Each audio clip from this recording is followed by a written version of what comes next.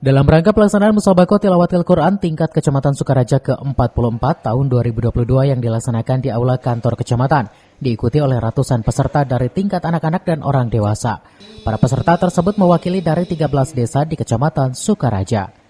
Camat Sukaraja Ria Marlisa mengatakan kegiatan lomba MTQ yang rutin dilaksanakan setiap tahunnya itu, para peserta yang mengikuti lomba tersebut terlihat antusias, tidak ada yang pulang ke rumahnya hingga menunggu penilaian dari tim juri.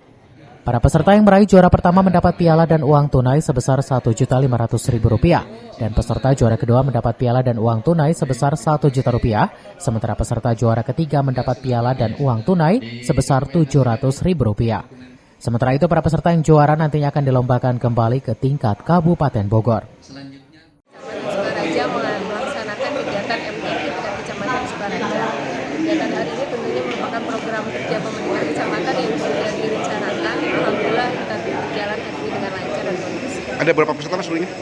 Hari ini lebih dari 60 peserta yang ikut, dan kemudian kami hari ini mengadakan 18 cabang. Tingkat apa aja sih? Tingkat apa aja? Tingkat anak-anak, remaja, dan dewasa, baik putra dan putri. Nanti yang menang. Ya, ini merupakan salah satu upaya kita untuk persiapan MTQ tingkat kabupaten juga.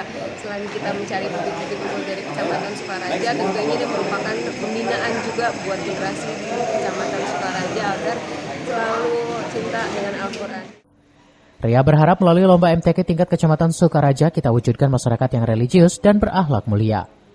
Dari Sukaraja, Kabupaten Bogor, Suhanda Abriji melaporkan.